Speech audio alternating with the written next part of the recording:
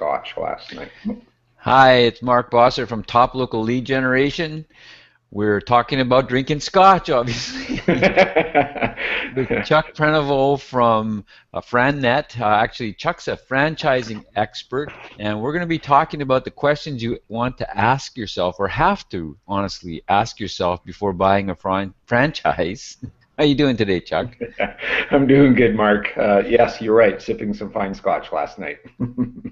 So we've covered a couple of the first questions, but I honestly think that we're getting down into the big ones here. How much can I afford to invest, and what areas do I think my skills are laying? So Mhm. let's cover the first one off. How much can I? This is an important one. How much money do I got? Right. Yes, definitely an important one. It's one of the first areas a lot of people just have to assess, do a personal assessment. How much can I afford? And it's kind of give me a range, what's that comfort range is the way I would describe it. And, this is a discussion you have to have with your spouse, if you're married or with a business partner for obvious reasons, right? And really what you want to get to is what's that range, and then the other way I like to ask it is what's that maximum amount that you want to invest? And then just again, make sure your spouse is on board with this, because it's, probably the fourth biggest decision of your life, getting into business that way. What I usually recommend, Mark, to clients is, take stock of where you are from a financial point of view. And that essentially is make a net worth statement. List all your assets down one side, all your liabilities down the other, and see see where you come out. Uh, there's you just the net result is you'll be in a better position to make that kind of decision about how much can I invest after you do that net worth statement. And that's important because you want to see not only how much you can afford, but where is the money coming from. A lot of times what we see are clients will pull money out of their home equity, as a straight investment into a business.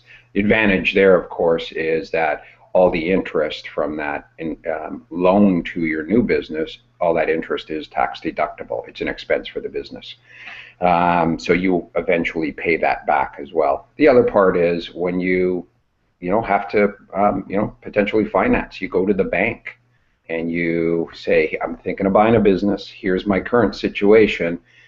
And again, you're now in a better position to say to the banker, here's what I'm looking for. I need $50,000 or $100,000 to secure this business. Here's what I'm willing to put in. Here's what I'm asking for. So again, you're coming from that position of power to start those discussions. And what I always find too, when I talk to my banking relationships, they constantly tell me, if you have a client that needs financing, get them in here early. Let's start this discussion early in their research process, because then the bank has the ability to coach them or get a roadmap for them. Here's what you truly can afford. It's almost like getting pre-approved for a house. So those are the big money questions I always ask. And I'll just give you an example. I had a Calgary client this past week who was essentially, they were stretched. They had a limited amount of money that they were going to pull out of their house, and they were looking for about the same to go to the bank. And after really assessing where everything was, they felt they were stretching themselves. And again, this gets back to some of that risk. And what we ended up doing was we agreed not to go forward, because it was a better decision for them just to sit tight for now, get some more of their assets in place before investing into a business. All right, so I guess let's jump right to the second question, or the fourth in this series, really, which is what areas did I really enjoy and excel at in the past, in business, in corporate positions, in what I've done? Okay, this is what I call leverageable skills. So again, as you look back at your previous roles, your past career, these are the things that where that excited you.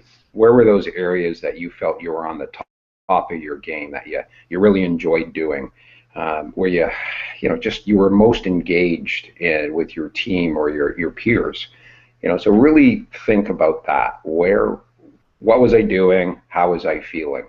And those typically are the areas you're going to naturally excel at in a new business. So let's identify those. That's those leverageable skills, or transferable skills is another way to say it.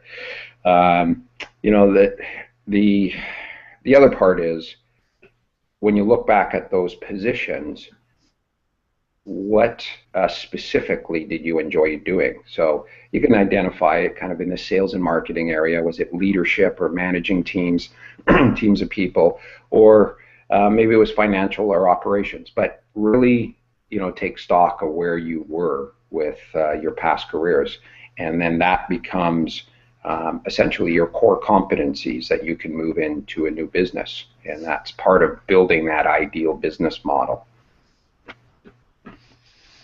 Pretty straightforward. Yes, it is. It's easy to talk about, but these are soul-searching questions, and it does take time for a lot of clients to just come to a comfortable place, and that's part of why we ask a lot of questions around the money and the leverageable skills. We want them to be comfortable before they move forward. Well, clearly that becomes part of your business plan as well. Here's the areas that I need help in. Here's the areas I'm good at and I will look after or manage and know I'm comfortable with. And here's the places where I've got holes. I need coaching. I need outside help with accounting or marketing or whatever area of the business that we're talking about. Absolutely, Mark. Knowing where your strengths are, and conversely knowing what your weaknesses are, and are you comfortable going outside of yourself or your organization to hire people for that? That's, again, one of those areas that you really I would say you have to be brutally honest with yourself. And again, that's soul searching. So it takes a little time to come to those, real solid answers. Great. So we've been talking with Chuck Prenevost. He's a franchising expert here in Western Canada. We've been talking about the kind of tough questions, getting real honest with yourself about before you jump into buying a franchise. The stuff you got to ask yourself to make sure it's a right fit for you and which franchise is going to be the right fit for you. You can reach Chuck at 1-604-849-0278. Thanks, Chuck. Thank you very much, Mark.